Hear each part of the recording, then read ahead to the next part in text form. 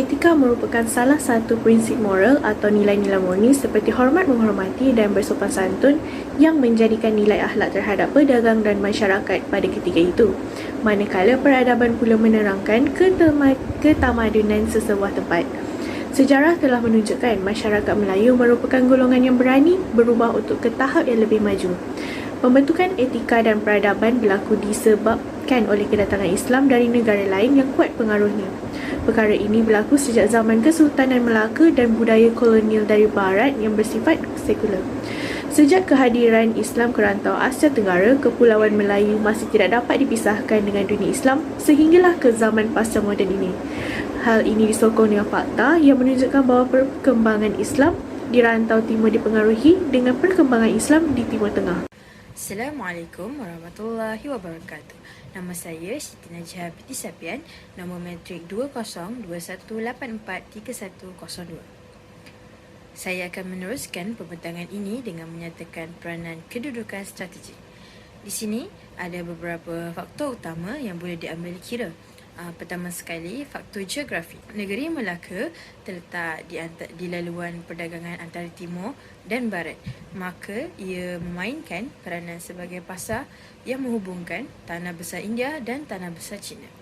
Ia menjadi tempat pertemuan semua pedagang dari timur dan barat. Sebagai contoh, selain India, China, Timur Tengah, Asia Timur dan Kepulauan Melayu sendiri. Seterusnya, faktor dari segi bahasa. Kerajaan Melaka pada masa lalu telah menggubal Undang-Undang Laut Melaka untuk melicinkan urusan perdagangan di Pelabuhan Melaka. Dengan adanya sistem perundangan yang berkesan, aktiviti perdagangan dapat dijalankan dengan lancar dan adil. Hal ini memberikan lagi keyakinan kepada para pedagang untuk berdagang di Melaka. Undang-Undang Laut Melaka terdiri daripada 24 fasal. Salah satunya adalah peraturan dan prosedur. Ianya termasuk kewajipan dan hak peniaga semasa menjalankan transaksi di Pelabuhan Melaka dan peraturan yang perlu dipatuhi bagi menjaga ketenteraman dan keselamatan di dalam pelabuhan. Yang kedua adalah kaedah membeli dan menjual. Ia menerangkan tata cara dan tingkah laku semasa menjalankan transaksi perniagaan di Melaka. Ini termasuk kaedah pembayaran dan penghantaran barang. Yang ketiga ialah undang-undang jenayah yang terpakai di atas kapal. Ia menetapkan peraturan undang-undang yang perlu dipatuhi oleh kapten dan anak kapal untuk menjaga keselamatan dan ketenteraman di atas kapal. Yang keempat dan terakhir sekali, larangan dan kewajipan guru besar, kiwi dan kru. Ia mengandungi senarai larangan dan kewajipan yang mesti dipatuhi oleh nakhoda, kiwi dan anak kapal semasa menjalankan perdagangan di Pelabuhan Melaka. Undang-Undang Maritim Melaka merupakan bukti usaha Kerajaan Melaka mengawal perdagangan di Pelabuhan Melaka dengan lancar, adil dan teratur. Dan faktor yang terakhir adalah faktor bahasa yang membolehkan Melaka sebagai tempat atau kedudukan yang strategik. Bahasa Melayu digunakan sebagai lingua franca atau bahasa perantaraan dalam urusan perdagangan di Melaka kerana bahasa ini adalah bahasa utama yang digunakan oleh masyarakat di Asia Tenggara pada masa lalu. Bahasa Melayu juga dianggap mudah difahami oleh pedagang asing yang berurusan dengan pegawai dan pedagang di Melaka kerana bahasa ini memiliki kosakata yang sederhana dan pengucapan yang mudah. Disebabkan Melaka merupakan pusat perdagangan penting di wilayah Asia Tenggara pada masa lalu, penggunaan bahasa Melayu sebagai lingua franca telah membantu memperluaskan lagi perdagangan di kawasan tersebut.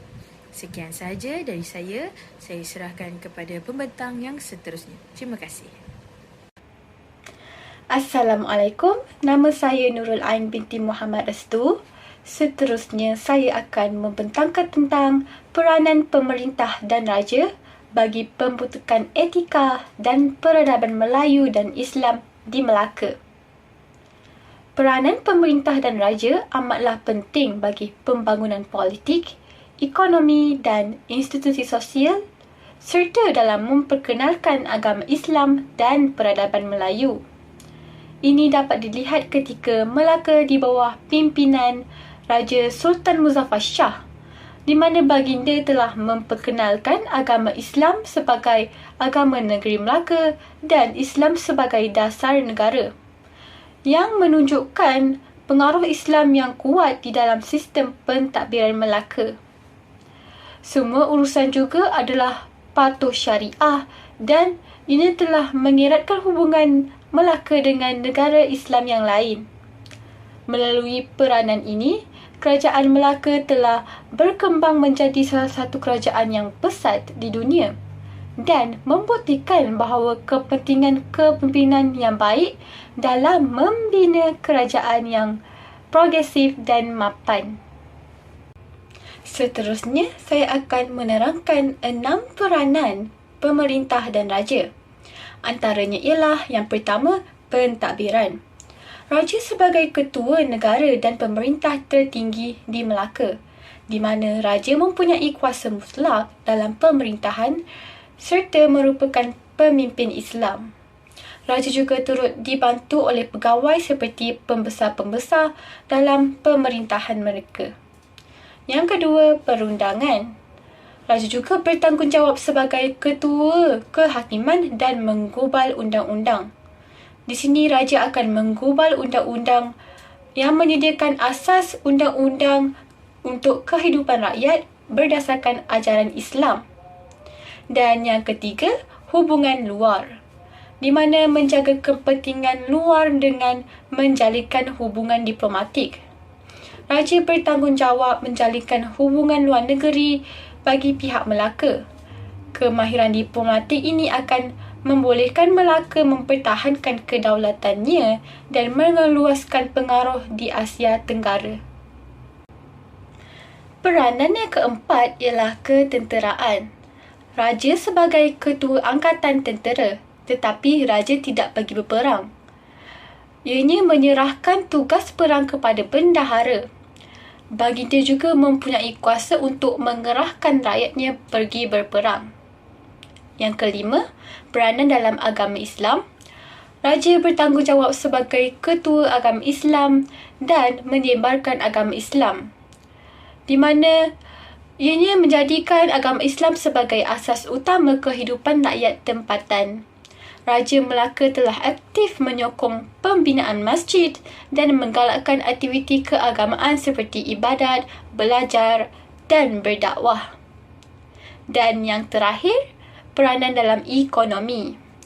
Raja bertanggungjawab dalam mengekalkan kestabilan ekonomi, iaitu dengan memastikan aktiviti perdagangan dan pertanian berkembang dengan lancar dan menjalinkan hubungan dengan pedagang luar yang lain.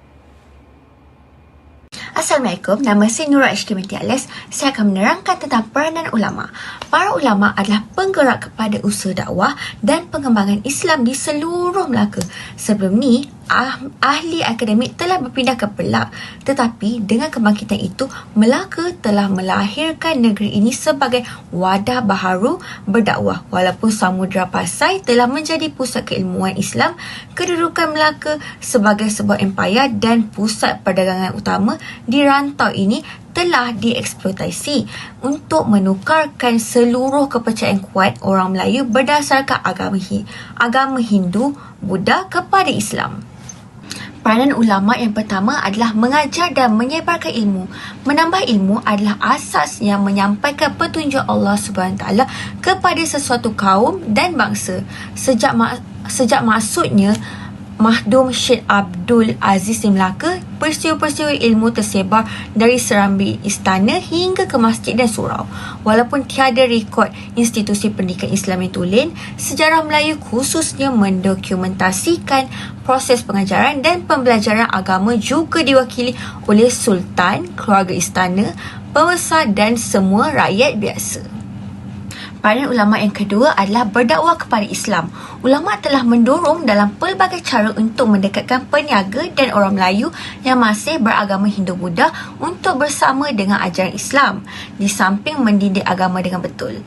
Bermula dengan dakwah bilhal, apabila berniaga menimbulkan minat raja terhadap Islam, sehinggalah majlis ilmu dijalankan, semua orang Melaka bersetuju untuk masuk Islam. Peranan ulama yang ketiga adalah menyalin dan menterjemah kitab. Kerja-kerja penyalinan dan terjemahan buku telah disiapkan di Melaka untuk menyokong aktiviti keilmuan di Melaka. Walaupun tiada buku yang dinyatakan secara khusus diterjemahkan atau disalin di Melaka, Tun Sri Lanang menyatakan bahawa buku dalam bahasa Arab yang sukar difahami telah dibawa ke Samudra Pasai untuk diterjemahkan. Apabila kitab Abu Ishaq Dur Al-Maznum tiba di Melaka, Sultan memerintahkan supaya semua kitab diterjemahkan oleh Makhdum Patakan di Samudra Pasai sebelum diperkenankan oleh Maulana Abu Bakar di Melaka. Salah satu aktiviti keilmuan di Melaka ialah proses menterjemah, menulis semula dan menghasilkan semula kitab-kitab ini. Seterusnya, saya akan menerangkan tentang peranan dari perkahwinan. Melaka tidak diragukan lagi merupakan pusat penyebaran agama Islam yang paling penting pada zaman dahulu. Melaka menjadi pusat penekanan untuk menyelidik taktik berdakwah semasa pemerintahan Sultan Mansur Shah kerana ia merupakan tempat perhimpunan utama para cendekiawan dari seluruh kepulauan Melayu. Pada ketika ini, Islam telah mula berkembang ke luar semenanjung dan kebahagiaan lain di Nusantara. Sultan Mansur Shah sentiasa mencari kaedah untuk menyebarkan Islam dan kewibawaan ke negara lain semasa pemerintahannya. Antara teknik yang digunakan adalah kebijaksanaan, penaklukan dan perkahwinan. Kebijaksanaan beliau telah diakui secara meluas sehingga negeri-negeri jiran menawarkan diri untuknya di bawah perlindungan Melaka. Pada zaman kita ini, Islam telah pun bertapak dan terus tersebar melalui kaedah yang berbeza, terutamanya perkahwinan. Lalu, Sultan Mansur dan isteri telah berkahwin. Raja dan Puteri Majapahit, Puteri Radin Galuh Chandra Kirana telah membuka ruang dan peluang kepada penduduk Majapahit untuk menerima Islam dan menyebarkannya ke seluruh kerajaan. Apabila ramai pedagang dan pedagang Islam pergi ke Melaka dan berkahwin dengan orang Melaka, Islam mendapat kekuatan. Mereka tiba dengan akhlak dan ajaran, juga Melaka lebih responsif kepada ajaran Islam kerana ajaran Islam yang sangat baik. Kemudian, saya akan menerangkan tentang peranan Melaka sebagai kuasa penakluk. Melaka merupakan sebuah kuasa penakluk yang digeruni dan dihormati yang merupakan salah satu elemen dalam penumbuhan agama Islam di Melaka. Pada masa itu, Bendahara Paduka Seri Baginda telah merangka kaedah gerakan dan rancangan bagi imperialis Melaka untuk bertapak di Tanah Melayu dan Sumatera, dan ia adalah Tun Perak namanya. Tun Perak telah memberikan sumbangan yang besar kepada perkembangan syiar Islam di kawasan Nusantara. Beliau telah mengembangkan syiar Islam ke Negeri Sembilan dari Melaka sejak beliau memiliki satu wilayah di negeri itu. Dan sebagai bekas penghulu di kawasan Kelang, Tun Perak telah mempromosikan syiar Islam di seluruh Selangor. Tun Perak jelas mempengaruhi idea Islam yang berkembang ke seluruh tanah Melayu melalui penaklukan. Sebelum Melaka, terdapat aktiviti penyebaran Islam di tanah Melayu, tetapi secara beransur-ansur. Sebenarnya, negeri Pahang yang juga dikenali sebagai Indrapura tidak menganut agama Islam walaupun Melaka telah ditakluki oleh Tun Perak. Sultan Mansur Shah melantik Putra Baginda sebagai Raja Islam pertama negara. Akibatnya, kerana Melaka menguasai Selat Melaka, kemenangan ini membantu penyebaran Islam. Itu sahaja daripada saya. Terima kasih. Assalamualaikum warahmatullahi wabarakatuh. Nama saya Nur Johina binti Johar. Saya akan menerangkan tentang peranan Melaka terhadap sistem ekonomi. Pada abad ke-15, Melaka menjadi antara kawasan perdagangan yang berkembang pesat sebagai sebuah kawasan terpenting. Melaka juga diberi gelaran kerajaan yang masyhur dan agung sebagai pusat perdagangan. Melaka juga telah dinamakan sebagai Malakat oleh golongan Arab yang memberi maksud perhimpunan segala pedagang-pedagang. Hal ini demikian kerana Melaka telah menjadi kawasan aktiviti pedagang dari pedagang yang terdiri daripada pelbagai bangsa dari seluruh dunia. Perkara ini tidak dapat dinafikan bahawa Melaka merupakan sebuah negara kota yang maju dan makmur dan pelabuhan yang sangat terkenal oleh akan kedudukan Melaka yang mempunyai geografi yang sememangnya strategik. Melaka juga terletak di antara perantaraan perjalanan antara timur dan barat yang menyambung antara golongan para pedagang dari Asia Barat, Eropah, Alam Melayu, Asia Timur seperti China, Jepun, Korea, Burma dan Asia Selatan seperti India. Bahkan, ia juga merupakan kawasan rehat dan persinggahan di tempat pelabuhan. Oleh itu, kita dapat melihat bagaimana struktur ekonomi Melaka yang dapat membentuk etika bangsa Melayu dan Islam yang berwawasan. Yang pertama, pelabuhan antarabangsa. Selat Melaka amatlah penting kerana selat ini telah menjadi sebahagian daripada ikatan hubungan maritim antarabangsa yang menghubungkan dunia timur dan barat. Kepentingannya merupakan jalan air dan laluan perdagangan di antara China dan India serta wilayah di sekitarnya memang telah diketahui sejak zaman dahulu lagi. Kedatangan kuasa Eropah telah menyumbang kepada kepentingan tersebut. Oleh itu, mereka memandangkan peluang untuk menguasainya. Pada pandangan kuasa Eropah, sesiapa yang menaluki Selat Melaka, maka merekalah yang akhirnya akan dapat menguasai sepenuhnya kekayaan perdagangan yang menguntungkan pihak mereka. Selama beberapa abad lamanya, Selat Melaka telah menjadi penyumbang kepada perkembangan ekonomi, pembangunan perniagaan dan perdagangan di rantau Asia. Selat ini telah menjadi titik pertemuan yang menyambungkan jalan perairan yang amat penting dari timur dan barat. Lokasi geografinya juga amat strategik di antara dua wilayah yang terlindung daripada tiupan angin monsun di antara Pulau Sumatera dan Semenanjung Tanah Melayu yang memberikan banyak faedah jika dibandingkan dengan wilayah yang terletak di kawasan yang menghadap Laut Cina Selatan. Pada masa yang sama, dengan terlahirnya integrasi wilayah di Asia Tenggara terutama di Kepulauan Melayu ke dalam dunia perdagangan dan kekayaan dari sumber hasil bumi yang kaya dan permintaan yang tinggi dari luar telah meningkatkan lagi nilai kepentingan ekonomi dan kedudukan strategiknya. Oleh itu, pelabuhan-pelabuhan yang wujud di Selat Melaka mempunyai potensi untuk berkembang dan tumbuh sangat pesat sebagai pusat perdagangan utama. Yang kedua, penggunaan mata wang. Jika dilihat dalam sistem perniagaan ekonomi di Melaka, penggunaan mata wang adalah sangat penting. Urusan perniagaan mempunyai dua kaedah iaitu melalui sistem tukar barang iaitu sistem barter dan keduanya ialah menerusi proses penjualan dan pembelian yang dipersetujui. Mata wang yang diguna pakai dalam urusan jual beli adalah diperhasilkan daripada Collins iaitu dalam bentuk timah. Pada permukaan duit tersebut terdapat nama sultan yang memerintah pada ketika itu. Tom Pritz mendakwa bahawa pengenalan dan penggunaan logam ini adalah pengaruh daripada tradisi perniagaan di pasar. Emas dan perak juga digunakan dalam urusan urus niaga dan bukan sahaja untuk dijadikan barang pasaran. Pertukaran mata wang yang terjadi apabila orang tempatan melakukan urusan jual beli dengan pasar. Hal ini dibuktikan dengan melihat apabila 100 kolen dikatakan bersamaan dengan 3 cruzadas. Menjelang pada pertengahan abad ke-15, pembuatan mata wang telah bermula dijalankan di tanah Melayu khususnya Melaka pada ketika itu yang sudah mula dikenali sebagai sebuah pelabuhan perdagangan yang terkenal. Pada ketika itu, mata wang logam dihasilkan daripada kaleng atau turut dikenali sebagai Collins yang diperbuat daripada bentuk timah.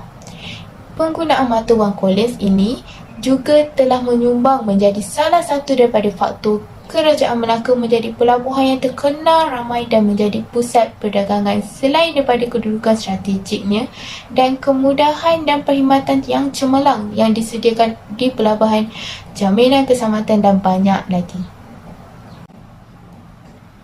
Yang ketiga ialah sistem sukatan dan timbangan.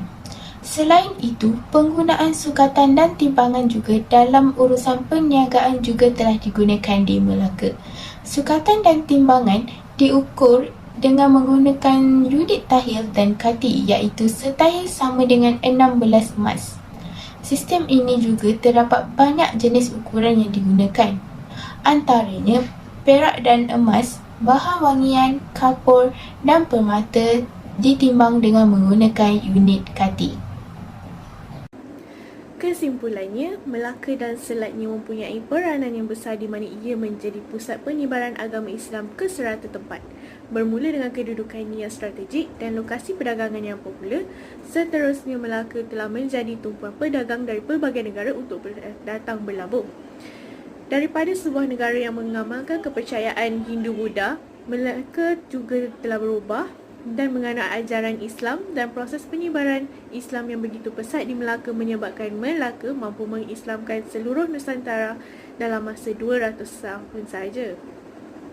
Pembentukan etika dan peradaban di Melaka dan selatnya berlaku disebabkan oleh kedatangan pedagang-pedagang asing yang berdagang di Selat Melaka, dan mereka mempunyai pengaruh yang kuat terhadap Islam. Mereka juga datang ke Melaka untuk membantu dalam menyebarkan agama Islam dan mengembangkan ilmu pengetahuan berlandaskan Al-Quran dan Hadis. Pengaruh agama Islam yang diamalkan oleh sistem pemerintahan Melaka dapat dilihat apabila terdapat penglibatan para alim ulama daripada beberapa kawasan dalam pentadbiran kerajaan dan peranan raja yang tersendiri dalam mendukung gerakan dakwah Islamiah di Melaka. Sifat ingin tahu berkenaan ajaran Islam memudahkan lagi para pendakwah yang datang untuk terus mengembangkan ajaran Islam di Melaka. Beberapa cadangan telah dikemukakan. Sebagai masyarakat, kita sepatutnya memantapkan ilmu pengetahuan kerana ia merupakan perkara utama dalam pembinaan sesebuah tamadun, terutamanya tamadun Melayu. Tanpa pelaksanaan elemen sedemikian, sesebuah tamadun tidak akan dapat dibina selari dengan kemajuan pada masa ini. Namun begitu, terdapat juga segelintir masyarakat yang beranggapan bahawa ilmu pengetahuan seperti ilmu sains dan teknologi tidak berbaloi untuk dipelajari kerana ia dianggap mengikut golongan barat dan akan merosakkan masyarakat Melayu. Ideologi tersebut adalah tidak benar sama sekali kerana ilmu sains dan teknologi akan mendatangkan kebaikan jika diaplikasikan seiring dengan konsep yang betul serta patuh syariah. Kesan yang kita dapat lihat pada hari ini, ilmu sains dan teknologi dapat terdapat dalam seluruh aspek yang digunakan pada zaman sekarang. Sebagai contoh, perubatan, pendidikan, platform jual beli dan platform penyampaian maklumat. Sebagai contoh, ketika Kepulauan Melayu menjadi pusat perdagangan utama dan terkenal di dunia, ilmu matematik menjadi suatu perkara asas yang wajib dikuasai sehingga perkiraan yang melibatkan jumlah yang besar dan mata wang asing sudah menjadi kebiasaan bagi orang-orang Melayu. Kekuatan sebenar pada suatu tamadun terletak pada kekuatan ilmu. Jadi, selaras dengan arus kemodenan, orang Melayu juga sewajarnya mengambil inisiatif untuk bertanding dengan masyarakat luar bagi membuktikan bahawa orang Melayu bukanlah lawan yang mudah dikalahkan, khususnya dalam bidang teknologi. Selain itu, penggunaan bahasa Melayu sebagai bahasa pengantar akan meningkatkan nilai sesuatu bahasa sehingga bertaraf dunia. Dengan memartabatkan penggunaan bahasa Melayu, orang Melayu dapat mengungkapkan penghujahan, penegasan dan syarat yang lebih mudah difahami meskipun rumit. Pada era kolonialisme, di alam Melayu faham selama hampir 500 tahun dahulu telah membuktikan bahawa mereka tidak berjaya meruntuhkan khazanah Melayu, bahkan mereka tidak mampu menerapkan ajaran barat yang dianggap moden tetapi hakikatnya lebih kolot daripada orang Melayu. Oleh itu, kekuatan orang Melayu pada zaman itu adalah berpegang kepada ilmu, sains dan teknologi itu yang tersendiri.